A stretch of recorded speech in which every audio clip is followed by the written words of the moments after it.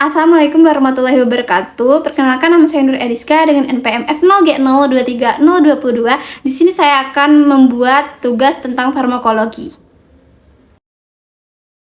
Baiklah, materi pertama yaitu konsep umum farmakologi, meliputi pengertian farmakologi, pembagian farmakologi, regulasi obat, aspek-aspek biofarmasi, dan istilah farmakologi. Nah, sebenarnya apa sih farmakologi ini? Nah, farmakologi ini merupakan ilmu yang mempelajari obat dan cara kerjanya pada sistem biologi. Nah, sedangkan apoteker merupakan bidang profesional kesehatan yang merupakan kombinasi dari ilmu kesehatan dan ilmu kimia yang mempunyai tanggung jawab memastikan efektivitas dan keamanan penggunaan obat tersebut. Farmakokinetik adalah istilah farmakologi yang menggambarkan 4 tahap dasar obat yang dilalui dari dalam tubuh manusia, yaitu penyerapan atau absorpsi, distribusi, metabolisme, dan ekskresi. Nah, yang pertama itu penyerapan atau absorpsi. Terjadi setelah obat masuk ke dalam tubuh dan berpindah dari tempat pemberian obat ke dalam sirkulasi tubuh. Selanjutnya itu distribusi. Nah, distribusi ini merupakan proses di mana obat didistribusikan ke seluruh tubuh. Yang ketiga itu metabolisme. Nah, metabolisme ini melibatkan pemecahan molekul obat. Selanjutnya itu ekskresi. Ekskresi ini mengacu pada proses di mana tubuh menghilangkan. Nah, sedangkan farmakodinamik adalah istilah farmakologi yang mengacu pada efek obat dalam tubuh dan mekanisme kerjanya. Selanjutnya, farmakodinamik. Nah, farmakodinamik ini merupakan istilah farmakologi yang mengacu pada obat dalam tubuh dan mekanisme kerjanya saat obat bergerak melalui aliran darah. Obat menunjukkan afinitas unik terhadap situs reseptor obat, yang berarti seberapa kuat obat tersebut berkaitan dengan situs reseptor obat. Obat dan reseptor ini membentuk sistem gembok kunci yang mempengaruhi cara kerja obat dan keberadaan obat di dalam aliran darah setelah dikonsumsi, yang disebut dengan istilah biofabilitas obat. Nah, selanjutnya regulasi peraturan BPOM nomor 15 tahun 2022 tentang penerapan farmakovigilans. Nah, selanjutnya itu Permenkes RI nomor 3 tahun 2021 tentang perubahan penggolongan, pembatasan, dan kategori obat. Selanjutnya keputusan Kepala BPOM nomor 148 tahun 2023 tentang perubahan dan cara regulasi obat yang baik. Selanjutnya Permenkes RI nomor 28 tahun 2017 tentang izin dan penyelenggaraan praktik bidan. Selanjutnya Undang-Undang nomor 4 tahun 2019 tentang kebidanan. Nah, selanjutnya itu komponen regulatori obat yang baik. Yang pertama, legalitas. Yang kedua, konsistensi. Yang ketiga, independensi. Yang keempat, ketidakberpihakan. Yang kelima, proporsionalitas. Yang keenam, fleksibilitas. Dan yang ketujuh, kejelasan. Yang kedelapan, efisiensi. Dan yang kesembilan, transparansi. Selanjutnya, biofarmasi adalah ilmu yang mempelajari pengaruh pembuatan sediaan farmasi terhadap efek terapeutik obat. Aspek biofarmasi yang pertama, ketersediaan farmasi. Yang kedua, ketersediaan hayati. Dan yang ketiga, ketersediaan terapeutik. Serta yang keempat, bioesai dan standarisasi. Nah, selanjutnya adalah aspek legal dalam pemberian obat. Aspek legal pemberian obat ini melibatkan berbagai regulasi dan kebijakan yang harus dipatuhi oleh para praktisi kesehatan.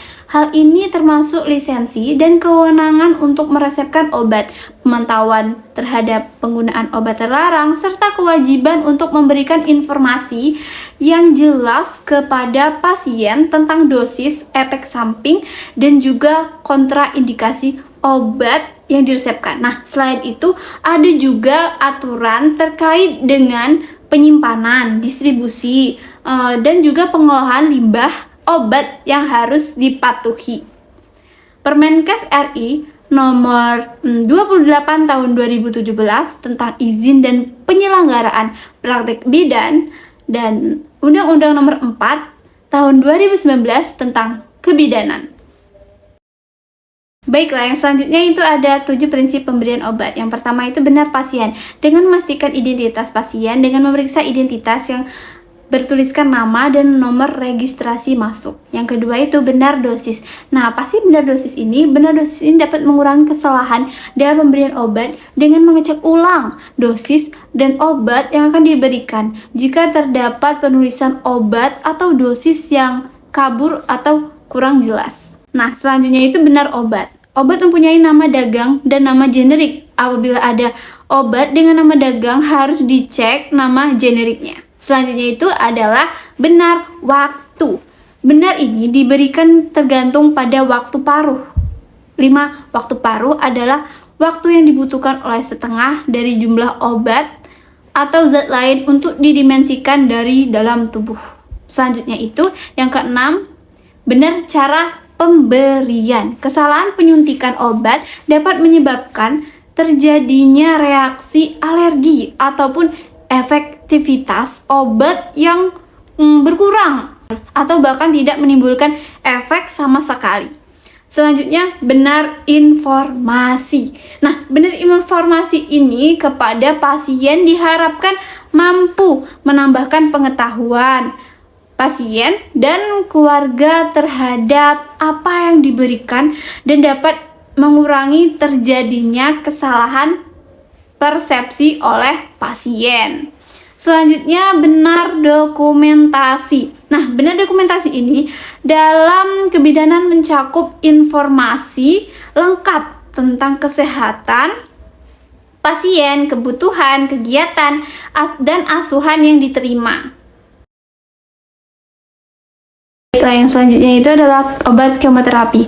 Proses kemoterapi pasien menjalani pemeriksaan seperti tes darah lengkap, pemeriksaan infeksi gigi. Pemeriksaan infeksi gigi penting dilakukan karena infeksi gigi beresiko menyebar ke seluruh tubuh saat kemo.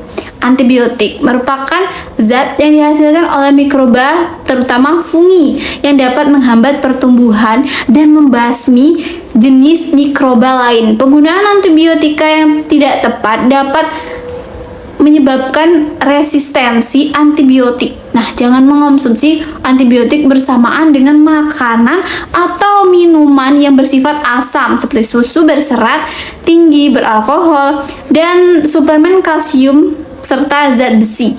Bijak digunakan antibiotik. Yang pertama, gunakan antibiotik hanya dengan resep dokter. Yang kedua, tidak gunakan antibiotik berdasarkan resep lalu. Yang ketiga, demam, batuk, pilek, tidak perlu antibiotik. Jika sakit lebih dari 3 hari, periksa saja ke dokter. Selanjutnya, macam-macam obat antibiotik. Yang pertama, itu ada amoxicillin. Yang kedua, ada penicillin. Yang ketiga, ada cefalosporin. Yang keempat ada tetrasiklin, dan yang kelima ada makrolid, serta enam ada polipeptida.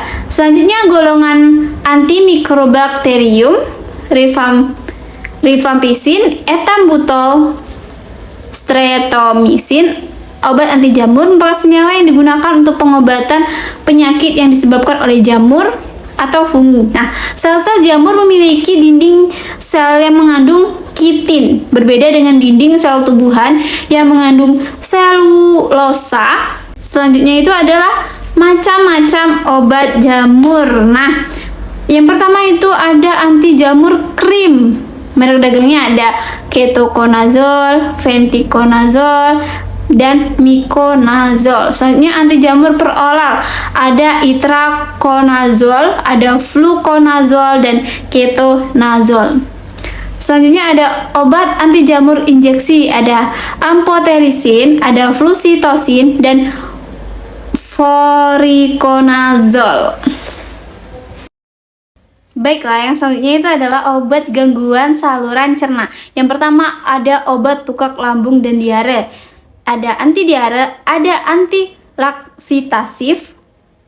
Dan obat lambung tukak ini disebabkan karena lambung atau usus 12 jari atau keduanya, dan ada tanda dan gejala tukak lambung. Yang pertama itu ada hilangnya nafsu makan, nyeri pada perut, gangguan pada pencernaan, mual, kembung, perubahan warna feses, dan lain sebagainya.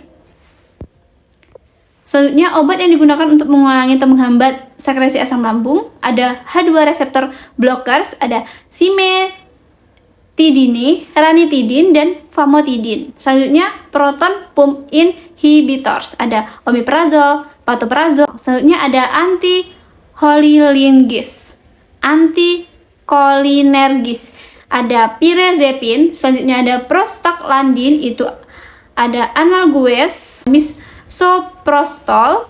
Selanjutnya adalah obat yang digunakan untuk menetralisir asam lambung atau antacid. Selanjutnya, obat yang memproteksi dari luka terbuka pada lambung atau ulkus, ada sulfar atau obat yang digunakan untuk mengobati tukak duodenum, luka epitel, mukositis akibat kemoterapi. Nah, membentuk lapisan pelindung, meningkatkan produksi bikarbonat, dan menunjukkan efek antipeptik, serta mendorong pertumbuhan, regenerasi, dan perbaikan. Nah, selanjutnya itu adalah obat anti Helicobacter pylori, obat anti diare. Ada diare. Diare adalah BAB dengan konsistensi feses encer, terjadi 3 kali atau lebih selama 24 jam. Pencegah diare itu adalah suplementasi vitamin A. Ada diare akut yang kurang dari 2 minggu. Ada diare persisten yaitu 2-4 minggu. Selanjutnya adalah probiotik pada diare untuk memulihkan dan menjaga kesehatan flora usus. Selanjutnya mikroorganisme yang paling sering digunakan adalah bakteri Lactobacillus sp dan bisa memperbaiki nutrisi. Selanjutnya itu ada obat laktasif atau pencahar atau sembelit. Dikatakan sembelit yaitu jarang BAB 3 kali atau kurang sekali dalam seminggu. Akibat obatnya itu bisa ada mikrolak, ada dukolak, ada molak, ada epilak, etik, strep, serta penyebab sembelit ini yang pertama imobilitas, yang kedua pola makan yang tidak baik, yang ketiga itu gangguan endokrin dan metabolis, kelainan saraf, serta obat-obatan. Nah, selanjutnya itu adalah obat sistem saraf pusat. Yang pertama ada analgesik SSP. Nah, analgesik SSP ini bekerja pada otak untuk menghambat rasa nyeri sistemik, dapat mengakibatkan ketagihan atau candu, serta termasuk golongan narkotika, memiliki efek pada SSP dan organ-organ tertentu, tidak memiliki aktivitas antipiretik dan antiinflamasi. Yang kedua, ada analgesik SSP efek sentral pada sistem saraf pusat. Yang pertama, dia itu menurunkan rasa nyeri, menyadarkan rasa takut, menghambat pusat batuk, menimbulkan miosis atau pengecilan pupil, serta meningkatkan kerja hormon antidiuretik. Yang ketiga ada analgesik SSP efek perifer. Yang pertama, dia itu menghambat pengosongan lambung, kurangi mobilitas saluran cerna, dan yang ketiga dia itu mengurangi tonus pembuluh darah dan tekanan darah turun. Indikasinya itu nyeri yang sangat kuat seperti nyeri pasca kecelakaan, operasi, kanker, serta operasi dan kanker. Yang keempat itu ada antiemetika. Yang pertama ada obat muntah. Muntah itu terjadi karena akibat rangsangan dari saraf pusat pada saluran cerna. Indikasinya itu adalah mual atau muntah akibat mabuk perjalanan. Yang kedua, mual muntah pada ibu hamil, dan mual muntah akibat suatu patologi atau penggunaan suatu obat. Yang ketiga ada 3 golongan antiemetik. Yang pertama antihistamin H1 untuk mabuk perjalanan itu ada fenotiazin, ada vitamin B untuk ibu hamil, ada domperidon. Selanjutnya itu hipnotika atau sedatif. Hipnotika itu artinya tidur, hipnotika untuk memudahkan tidur. Sedangkan sedatif itu tenang atau tidur. Sedatif itu menenangkan sehingga tidak cemas dan mengurangi kejang-kejang. Artinya hangover. Yang kedua mengantuk saat bangun tidur. Selanjutnya tekanan darah turun, berakumulasi di jaringan lemak, dan antikonvulsan. Nah, selanjutnya itu adalah antikonvulsan, anti-epitel PSI. Epilepsi adalah gangguan saraf yang timbul secara tiba-tiba dan berkala, biasanya disertai perubahan kesadaran. Nah, pada kondisi ini yang lebih parah dapat berkembang status epileptus atau serangan terjadi berkali-kali dalam jarak yang singkat. Tingkat kematiannya tinggi. Selanjutnya, pengobatan epilepsi yang bertujuan untuk yang pertama menghindari kerusakan sel-sel otak, yang kedua mengurangi beban sosial dan psikologi pasien maupun keluarganya, yang ketiga itu profilaksis atau pencegahan sehingga jumlah serangan berkurang. Selanjutnya yang kedelapan ada antidepresif. Antidepresif bekerja dengan cara memperbaiki mood, menghilangkan depresi, serta efek samping yang paling umum yang ditimbulkannya adalah hipertensi, mual, dan lain sebagainya. Nah, selanjutnya itu ada anestetika. Terdapat dua golongan besar anestetika, yaitu yang pertama anestetika umum atau total, rasa sakit hilang disertai dengan hilangnya kesadaran. Selanjutnya ada anestetika lokal, rasa sakit hilang tanpa disertai dengan kehilangan kesadaran. Pemberian anestetika, yang pertama itu injeksi, yang kedua inhalasi. Selanjutnya itu adalah obat sedatif. Sedatif ini merupakan obat-obatan yang meredakan kecemasan, menenangkan sistem saraf, dan menghasilkan efek penenang. Adapun jenis-jenis sedatif, yang pertama benzodiazepin. Contoh obatnya itu ada diazepam, ada lorazepam, ada alprazolam, ada clonazepam, ada temazepam, ada oxazepam, ada chlordiazepoksid. Selanjutnya ada barbituraret. Selanjutnya itu adalah barbituraret. Contoh obatnya yang pertama itu ada phenobarbital, selanjutnya adalah secobarbital, ada amobarbital, ada pentobarbital, ada butabarbital, dan ada talbutal.